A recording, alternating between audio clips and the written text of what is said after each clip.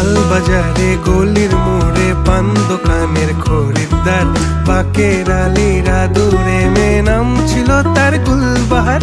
লাল বাজারে গলির মোড়ে পান দোকানের খরিদ্দার, বাকের আলীরা